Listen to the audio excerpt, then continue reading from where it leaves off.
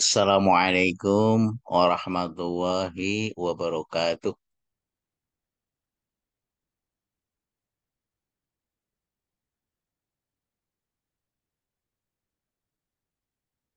Alhamdulillahilladzi arsala rasulahu bil huda wa dinil haqq liyudhhirahu 'ala dini kullih wa kafa billahi syahida. Asyhadu an la ilaha illallah wa asyhadu anna Muhammadar Rasulullah. Allahumma salli ala sayyidina Muhammad wa ala alihi wa sahbihi ajma'in amma ba'd. Para pemirsa, pertama, kita panjatkan puja puji syukur kepada Allah Subhanahu wa taala yang telah melimpahkan rahmat dan nikmatnya untuk kita semua. Salawat serta salam semoga tercurah kepada junjungan kita Nabi akhir zaman Nabi Muhammad Sallallahu Alaihi Wasallam beserta para keluarganya, para sahabatnya dan umatnya. Dan mudah-mudahan di yaumil kiamah kita akan mendapatkan syafaatnya. Amin ya rabbal alamin. Para pemirsa, berikut akan kita lanjutkan kaji kita seri bukti-bukti kebesaran Allah di dalam ciptaannya untuk seri yang ketiga yang terkait dengan binatang. Nah, sebelumnya dalam bahasan bukti-bukti kebesaran Allah dalam ciptaannya dibagi menjadi 4 seri. Seri yang pertama adalah di alam semesta raya ini. Kemudian yang kedua adalah di dalam diri manusia. Sedangkan yang ketiga adalah di dalam dunia fauna. Kemudian yang keempat adalah di dalam dunia flora. Kaji kita masuk ke bagian yang ketiga, yaitu di dalam dunia fauna. Dan kita membatasi yaitu tentang binatang serangga. Nah, di dalam bahasan binatang serangga ini kita hanya mengkaji yaitu jenis binatang yang disebutkan di dalam Al-Quran. Yang pertama yang telah kita bahas yaitu terkait dunia serangga di dalam Al-Quran, yaitu yang pertama adalah lalat. Kemudian dunia serangga di dalam Al-Quran yang kedua yang telah dibahas yaitu tentang nyamuk. Kemudian yang ketiga yaitu bagian dari seri ketiga, bagian yang ketiga yaitu jenis binatang serangga yaitu semut. Nah, untuk membahas bagian-bagian yang telah disebutkan tadi secara lengkap, para pemirsa bisa melihat video-video sebelumnya yang terkait dengan pembahasan setiap binatang-binatang yang telah disebutkan tadi. Nah, berikut akan dilanjutkan para pemirsa, yaitu jenis serangga yang keempat yang disebutkan di dalam Al-Quran. Binatang apa itu para pemirsa? Yaitu laba-laba. Nah, ini adalah beberapa macam jenis laba-laba yang kita kenal ya. Ini adalah laba-laba yang berada di sarangnya yang telah dibuat. Nah, kemudian ini jenis serangga laba-laba yang beracun. Ini ada serangga yang seperti ini, ada yang begini ya. Ini ada serangga laba-laba jenis lain. Ini ada laba-laba yang seperti bintang, begitu ya. Ini ada laba-laba yang badannya membentuk wajah manusia, gitu ya. Nah, kemudian ini juga ada beberapa jenis laba-laba yang lain. Jadi jenis laba-laba itu cukup banyak para pemirsa. Nah, kita akan coba lihat ayat Al-Quran yang menyebutkan binatang ini para pemirsa. Di dalam surat Al-Ankabut ayat yang ke-41, Allah menjelaskan tentang laba-laba. Allah berfirman, "A'udzubillahi minasyaitonirrajim. Mathalul ladzina takhadhu min dunillahi awliya'a kamathalil ankabut. Kamathalil ankabuti at kamathalil ankabuti takhadzat baita wa inna ahwana buyutila abaitul ankabut law kanu ya'lamun." Perumpamaan orang-orang yang mengambil pelindung-pelindung selain Allah adalah seperti laba-laba yang membuat rumah. Dan sesungguhnya rumah yang paling lemah adalah rumah laba-laba kalau mereka mengetahui. Quran Surat Al-Ankabut ayat ke-41. Demikian para pemirsa ayat yang menyebutkan tentang laba-laba. Nah, jadi digambarkan di sini bahwa rumah laba-laba adalah rumah yang paling lemah. Nah, itu bisa kita lihat kalau kita kembali ke sini para pemirsa. Nah, ini adalah rumah laba-laba yang apabila ada binatang lain terbang kemudian menabrak sarang laba-laba, maka akan terperangkap di situ dan laba-laba ini bisa memakannya. Nah, tetapi gambaran dari sarang laba-laba ini sangatlah lemah. Jadi kalau misalnya kita sapu dengan lidi, kita sapu dengan tangan kita, maka hancurlah rumah itu.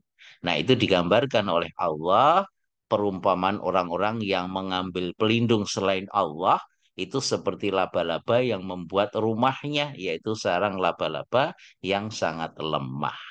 Demikian para pemirsa. Nah, kalau kita cermati sarang laba-laba ini, menurut ilmu pengetahuan yang kita bisa pahami, itu ada beberapa hal yang kita perlu cermati para pemirsa.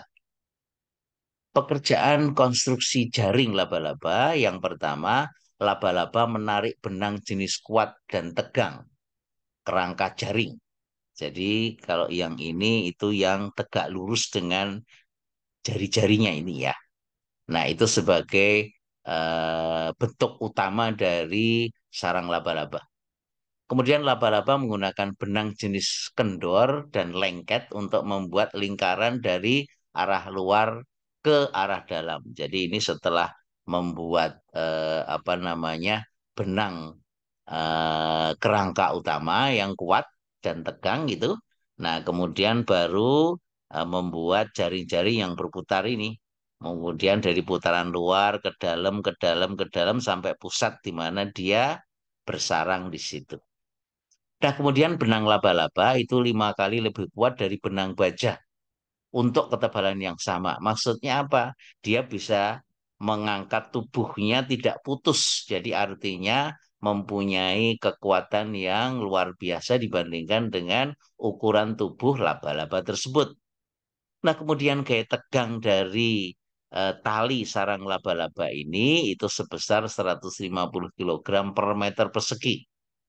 Jika diameter benang laba-laba itu 30 cm, jadi kalau ini diameternya begitu, itu dapat menahan 50 mobil. Nah, itu kekuatan kalau kita analogikan dengan ukuran laba-laba dengan sarangnya dan kekuatan terhadap badan dia, itu kalau kita analogikan dengan benda yang lebih besar, itu punya kekuatan yang luar biasa para jamaah.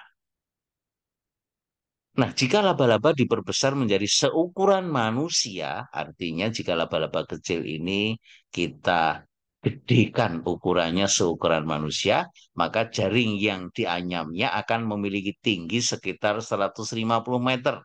Sama dengan tinggi gedung pencakar langit 50 lantai. Begitu para pemirsa.